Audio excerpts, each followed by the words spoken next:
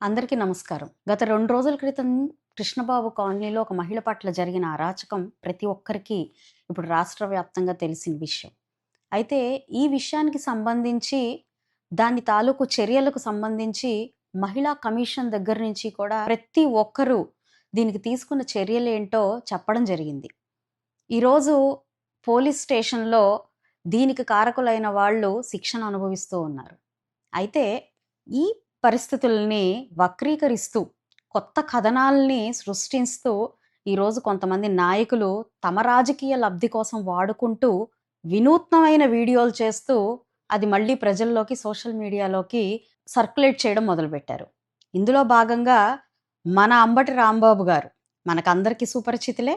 మన అంబటి రాంబాబు గారు ఒక వినూత్నమైన కొత్త కథనాన్ని తీసుకొని వచ్చారు. అయితే మనం జనరల్‌గా చిన్నప్పటి నుంచి గూడా పేదరాశి పెద్దమ్మ కథలు వింటూ ఉంటాం. పేదరాశి పెద్దమ్మ గురించి మనందరికీ తెలుసు. ఇక్కడ మనకి పేదరాశి పెదనాన్న అంటే మన అంబటి రాంబాబు గారు పేదరాశి పెదనాన్నలాగా, ఒక చిలక జోష్యుడిలాగా, ఒక టీవీ రిపోర్టర్‌లాగా మీడియా ముందు కూర్చొని ఈ కథనాలు ఇలా జరిగాయి. ఇది ఇలా జరిగింది అని ఒక ప్రత్యక్ష సాక్షిలాగా ఎమ్మెల్యే గారు ఇలా చేశారు. దానికి అనుగుణంగా పోలీస్ అధికారులు ఇలా ప్రవర్తించారు అంటూ ఒక వీడియోని రిలీజ్ చేయడం జరిగింది. గౌరవనీయులైన అంబటి రాంబాబు గారు చాలా జాగ్రత్తగా, దగ్గరుండి చూసినట్టుగా, దగ్గరుండి విన్నట్టుగా చాలా అద్భుతంగా మీరు ఈ కల్పించిన కట్టుకథకి దీనికి మళ్ళీ విచారణ జరిపించాలి అని అంటూ చేసిన ఒక వీడియోకి నిజంగా నవ్వాలా? లేకపోతే మీరు నిజంగా రాజకీయంలో ఇన్నాళ్లుగా ఉన్నారే అని బాధపడాలా? అర్థం కాని పరిస్థితిని తీసుకొచ్చారు. ముందుగా అసలు మీ పార్టీలో మహిళల పట్ల మీరు తీసుకునే విధానం గురించి మనం మాట్లాడుకోవాలి.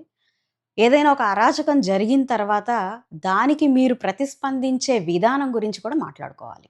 ఈరోజు పార్టీలో మీరు హయాంలో, మీ రాజకీయ హయాంలో ఉన్నప్పుడు జరిగిన అనేకమైన దారుణాలు, దానికి మీరు స్పందించిన విధానాలు ఎన్నెన్నో. ఒక చిన్న అమర్నాథ్ గౌడ్ గారి పిల్లాడి విషయం తీసుకుంటే, మరి సొంత అక్కని అరాచక పాలు చేస్తున్న వైసీపీ గూండాలకి మరి ఏం బుద్ధి చెప్పారు మీరు? కనీసం ఇది తప్పు, చిన్న పిల్లాడు, అమ్మాయి పట్ల ఇలాంటివి జరగకూడదు అని మీరు పరామర్శకి వెళ్ళారా అంబటి రాంబాబు గారు? బహుశా అది మీ ప్రాంతంలోనే జరిగినట్టుంది. మరి కనీసం ఆ కుటుంబానికి ఇప్పటిదాకా కనీసం అంటే మీ హయాంలో జరిగింది పర్వాలేదు. ఇప్పటికైనా ఆ కుటుంబానికి వెళ్ళి ఏం జరిగింది ఆ రోజు? ఎందుకిలా జరిగింది అని చెప్పి పరామర్శించడం ఏమన్నా చూసామా? మర్చిపోయారేమో. ఆడపిల్లని అరాచక పాలు చేసి, దానికి అడ్డొచ్చిన ఒక చిన్నారిని తుప్పల్లో, గడ్డి వాముల్లో వేసి, వాడి మీద మూత్రం పోసి, ఎంతో హేయంగా చంపేస్తే ఏం జరిగింది అని ఒక చిన్న ప్రశ్న కూడా మీరు గాని, మీ సో కాల్డ్ నాయకులు గాని, మరి మీ అధినాయకుడు జగన్మోహన్ రెడ్డి గారు గాని ఒక్క మాట కూడా అడగని పరిస్థితి. మరి నెల్లూరులో వేమిరెడ్డి ప్రశాంతి గారి మీద ఎంతో అసహ్యంగా, పబ్లిక్‌గా, అత్యంత దారుణంగా ఒక మహిళని చూడకుండా, ఒక శాసనసభ్యురాలని చూడకుండా అవాక్కులు చవాకులు పెళ్ళిన మీ నాయకుడికి మహిళ అలా అనకూడదు, పబ్లిక్‌గా మనం మాట్లాడకూడదు మహిళల్ని అని మీరెందుకెళ్ళి హితబోధ చేయలేదు? ఓహో! అట్లా మనం చేసే పద్ధతి మనకి లేదనుకుంటా. మీరు అనిత గారు రాజకీయానికి, పరిపాలనకి, వారి శక్తి సామర్థ్యాలకి, వారి చూసే ఆహార్యానికి సంబంధం లేదని మీకు తెలీదు. మీ ఒక నాయకుడు, మీరు ఎక్స్ మినిస్టర్‌గా చేసిన ఒక నాయకుడు, అలాగ హోమ్ మినిస్టర్‌ని పట్టుకొని ఆ మాటలంటూ ఉంటే, మనకి వ్యక్తిగత విషయాలెందుకు? వాళ్ళ ఆహార్యం విషయాలెందుకు? ఒక ఆడపిల్లని మనం ఆ రకంగా కించపరచకూడదు. అక్కడ హోమ్ మినిస్టర్ మాట్లాడకూడదు మనం అని మీకు బహుశా అనిపించలేదు. అది మనం ఖండించే ప్రయత్నం చేయలేదు. మీరే స్వయంగా చంద్రబాబు నాయుడు గారి తల్లిని పట్టుకొని ఎంతో హేయంగా మాట్లాడితే అందులో తప్పే ఉంది, అసలు నేను అన్న దాంట్లో తప్పేంటి? Spur of the moment. So ఇవన్నీ చాలా క్యాజువల్గా కనిపించే మీకు ఈరోజు ఇంత దారుణంగా జరిగిన విషయాన్ని ప్రతి ఒక్కరూ ఖండిస్తూ, మేము ఖండిస్తూ దానికి ఇమ్మీడియట్గా యాక్షన్ తీసుకుంటే, దాన్ని కూడా రాజకీయ లబ్ధి కోసం మీరు చేస్తున్న ఈ విధానం, మీరు చేస్తున్న ఈ యాక్షన్ ఎలా ఉందంటే, మీకు నిజంగా ఒక శవం ఉంటే దానికోసం వచ్చే రాబందు ఎలా ఉంటుందో, యాజ్ ఇట్ ఈజ్‌గా ఒక అంశాన్ని మీరు ఏ విధంగా మార్చుకుంటున్నారో కొంచెమన్నా మీకు నిజంగా నిజాయితీ నిబద్ధత ఉన్న వ్యక్తులైతే, మనస్సాక్షి ఉన్న వ్యక్తులైతే ఇలాగైనా వాడుకునేది. ఒక మహిళ పట్ల అత్యంత దారుణం జరిగింది. ఇక్కడ రాజకీయ పార్టీల గురించి విమర్శ లేదు, వ్యక్తుల కులాల గురించి విమర్శ లేదు. ఒక ఆ మహిళ పట్ల అరాచకం జరిగింది. ఎక్కడ తనకి న్యాయం జరగదు, ఇక్కడైతేనే న్యాయం జరుగుతుందన్న భరోసాతో మా పార్టీ ఆఫీస్‌కొచ్చింది. వచ్చిన వెంటనే ఆవిడకి న్యాయం జరగాలి అని అక్కడ అధికారులని నిర్దేశించడం జరిగింది. బహుశా మీరు చూడలేదేమో అంబటి రాంబాబు గారు, 16వ తారీఖు ఎఫ్ఐఆర్ ఫైల్ అయ్యింది. అయితే ఇక్కడ నాకు వ్యక్తిగతంగా బాధ కలిగించిన విషయం ఏంటంటే, గంటలో దీనికి పాల్పడిన వ్యక్తులు స్టేషన్‌లో ఉండాలి అని చెప్పి ఎంతో సీరియస్‌గా ఈ విషయంలో ఉన్న సెన్సిటివిటీని, సీరియస్‌నెస్‌ని పరిగణలోకి తీసుకొని గంటలో తప్పు చేసిన వాళ్ళు లోపల ఉండాలి అని సీఐ గారికి ఎంతో సీరియస్‌గా చెప్తే, ఆయన దాన్ని 24 గంటల పాటు పొడిగించడం జరిగింది. ఇమ్మీడియేట్‌గా వాళ్ళని తీసుకొని అదుపులోకి తీసుకోకపోవడం వల్ల ఆయన పట్ల మేము వ్యతిరేకంగా మాట్లాడాల్సి వచ్చింది.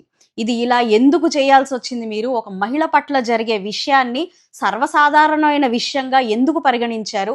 ఇమ్మీడియేట్‌గా ఎందుకు యాక్షన్ తీసుకోలేదన్న దాని మీద ఆయనకు విమర్శలు ఎదుర్కోవాల్సొచ్చింది. దాని గురించి మాట్లాడకుండా కొత్త కథనం ఏదో సృష్టిస్తూ నా దగ్గరకొచ్చారు, అక్కడ పని జరగలేదు. ఆ తర్వాత మళ్ళీ అటెళ్లారు, అక్కడ పని జరగలేదు. నేను ఆపాను. ఆ తర్వాత మళ్ళీ ఇంకేదో మీరేదో వీడియో రిలీజ్ చేస్తే మళ్ళీ మేము హుటాహుటిన దానికి రియాక్ట్ అయ్యాము. మరి మీకు వీడియో ముందే వచ్చుంటే 15వ తారీఖు ఈ ఘర్షణంతా జరుగుతుందన్న సంగతి మీకు తెలుసున్నప్పుడు ఎప్పుడో 2 రోజుల తర్వాత మీరు పరామర్శకి ఎందుకెళ్లారు? ఆ 15వ తారీఖే నిలబెట్టి మాట్లాడాల్సింది కదా! బహుశా మీ కార్పొరేటర్ గారే, మీ ఎక్స్ కార్పొరేటర్ గారే అదే డివిజన్‌లో ఉంటున్నారు గదా! మీరెందుకు 2 రోజులు తీసుకున్నారు ఈ పరామర్శ పరంపర కోసం? ఆ రోజే ఎందుకు దీన్ని మీరు యాక్ట్ చేయలేదు? మీరెందుకు 2 రోజులు ఆగారు? మీ కథనాల్ని చూసే మేము రియాక్ట్ అయిన పరిస్థితి ఉన్నప్పుడు వెంటనే ఎందుకు మీరు రాలేదు? ఎవరాపారు మిమ్మల్ని? ఏ పోలీస్ అధికారైనా ఆపారా? మీ స్నేహితులు ఎవరైనా ఆపారా? రాంబాబు గారు, మీరు దీనికి ఆన్సర్ చెప్పాలి. తగు విచారణ చేద్దాం దీని మీద. మీరు దొమ్మీలు, దౌర్జన్యాలు, గంజాయి కేసుల్లో బుక్ అయిన వాళ్ళని పరామర్శించడానికి వెళ్తారు, రాజకీయ లబ్ధి. మీరు హత్యలు చేసే వాళ్ళని పరామర్శించడానికి వెళ్తారు, రాజకీయ లబ్ధి. దాన్ని కులాల పేరుతో తీసుకెళ్తారు, మతాల పేరుతో తీసుకెళ్తారు, పార్టీల పేరుతో తీసుకెళ్తారు, రాజకీయ లబ్ధి. మీ అధినేత కారు కింద చనిపోయిన వ్యక్తిని ఇంతవరకు పరామర్శించిన దాఖలాలు మాకు ఎక్కడా కనిపించలేదు. దేనికి? దానివల్ల రాజకీయంగా మీకు వచ్చేదేమీ లేదు కాబట్టి. ఇది మీ యొక్క విధానం. ఎక్కడ బురద జల్లాలి, ఎలా బురద జల్లాలి? బహుశా ఈరోజు ఈ విషయాన్ని తీసుకొని మీరు జగన్మోహన్ రెడ్డి గారిని కూడా ఇక్కడికి పిలిపించి దీన్ని రాజకీయ లబ్ధి పొందే ప్రయత్నం చేస్తారేమో తెలీదు మనకి. మీకు ఒక అవకాశం రావడం, ఒక అంశం రావడం మాత్రమే తెలుసు. దాన్ని ఎలా రాజకీయంగా వాడుకోవాలన్నది మాత్రమే తెలుసు. ఏ నిరూపణ లేకుండా, ఏ ఆధారాలు లేకుండా మీరు ఒక రాజకీయ నాయకురాలి మీద ఈ చేసే విమర్శలకి మీ మీద నేను డిఫర్మేషన్ కేసు వేయబోతున్నాను. ఇది చాలా తప్పు. నేను ఈ కథనాన్ని, మీరు ఇచ్చిన ఈ కథనాన్ని బేస్ చేసుకొని, మీరు మాట్లాడిన విధానాన్ని బేస్ చేసుకొని నేను మీ మీద కేసు వేయాల్సిన అవసరం చాలా ఉంది అని చెప్పి ఈ సందర్భంగా నేను మీకు చెప్తున్నాను. నేనే అంత చేయించాను అనడానికి ఏ రుజువు పెట్టుకొని మీరు మాట్లాడుతున్నారో నాకు ఇప్పుడు మీరు నిరూపించాల్సిందిగా నేను కోరుతున్నాను. నోటికి ఏదొస్తే అది, మీ రాజకీయ చతురత, మీ భాషా చతురతను వాడుతూ ఏది పడితే అది మాట్లాడుతూ ఉంటే ఊరికే ఇక్కడ కూర్చొని చూడడానికి పిచ్చివాళ్ళు ఎవ్వరూ లేరు. అది మీరు గుర్తుపెట్టుకోవాలి. రాజకీయంగా మీరు లబ్ధి పొందడానికి అనేక అంశాలు ఉన్నాయి. ప్రజలకు చేరువవ్వచ్చు. ఈ ప్రజాస్వామ్యంలో ప్రజలకు ఏం అవసరం ఉందో దాని మీద మాట్లాడొచ్చు. ఎందుకు ప్రతిసారి శవం పోయిందా, అరాచకం జరిగిందా, లేకపోతే ఇంకేదైనా దొమ్మి జరిగిందా, అక్కడ ఉండి రాజకీయ లబ్ధి పొందాలనే ఆలోచన ఎందుకు వస్తుంది మీకు? ప్రజల కోసం నిలబడే మాటలు ఎందుకు మాట్లాడట్లేదు మీరు? ఎందుకు ప్రతిసారి కూడా అబద్ధాలు సృష్టించి అక్కడున్న రాజకీయ నాయకుల మీద లేనిపోని విద్వేషాలు సృష్టించి మాత్రమే మీరు మనుగడలో ఉండాలని ఎందుకు అనుకుంటున్నారు? ప్రజలకు ఏం కావాలో దాని మీద దృష్టి పెట్టి అదనుగుణంగా ప్రజల యొక్క మన్ననని ఎందుకు పొందాలనుకోవడం లేదు?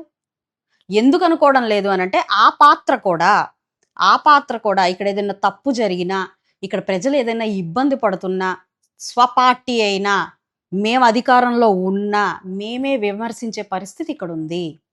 ఈరోజు పశ్చిమ నియోజకవర్గంలో మహిళల కోసం ఒక ప్రత్యేకమైన రోజుని కేటాయించి వారి యొక్క సాధక బాధలు వింటున్న పరిస్థితి పశ్చిమ నియోజకవర్గంలో ఉంది. రాంబాబు గారు, బహుశా మీరు ఎక్కడ చూసుండరు. మహిళల పట్ల ఇలాంటి ఒక విధానము మన ఉందా అనే ఆలోచన కూడా మీకు ఎప్పుడు కూడా కలిగి ఉండదు.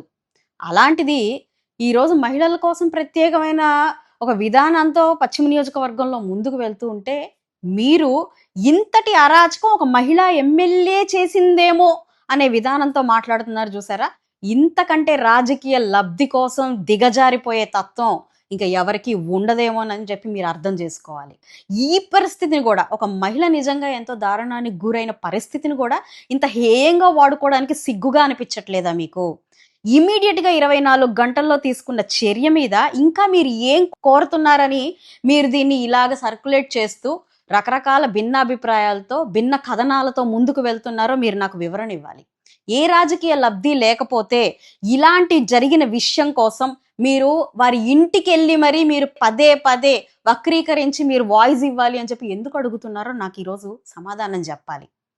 అంత ఆలస్యం చేసి ఎఫ్ఐఆర్ కట్టి కూడా వాళ్ళని లోపల ఎయ్యని సిఐ గురించి మేము మాట్లాడినప్పుడు, దానికి ప్రభుత్వం ఒక నిర్ణయం తీసుకున్నప్పుడు, ఆయనను సమర్థిస్తూ కూడా మాట్లాడుతున్న వ్యక్తులకు కూడా నాకు సమాధానం చెప్పాలి.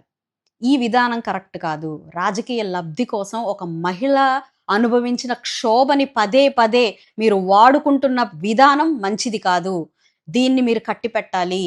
ఇది మీకు రాజకీయ సమాధి అయ్యే ఒక పరిస్థితిగా మారబోతుంది. మీరు గుర్తుపెట్టుకోవాలి. మీరు అనుకుంటున్నారేమో ఈరోజు ఈ విధానంగా దీన్ని ఎటు పడితే అటు డైవర్ట్ చేసి ఏ కథనం పడితే ఆ కథనం మాట్లాడి కాసేపు ప్రజల్ని మనం మభ్యపెట్టచ్చు అనుకుంటున్నారేమో. మీకు అర్థం కాని విషయం ఏంటి అనంటే, ఈ రోజు పశ్చిమ నియోజకవర్గంలో మా ప్రాతినిధ్యంలో మహిళల కోసం నిలబడి చేస్తున్న ప్రతి పనికి ప్రతి మహిళ ఆనందం వ్యక్తం చేస్తుంది. ఆ మహిళలందరూ మీ మీద రాళ్ళు రువ్వే పరిస్థితికి తెచ్చుకోకండి. ఒక రాజకీయ లబ్ధి కోసం ఇంతటి నీచానికి దిగజారే మీలాంటి వాళ్ళు రాజకీయానికి పనికిరారని గుర్తుపెట్టుకోండి.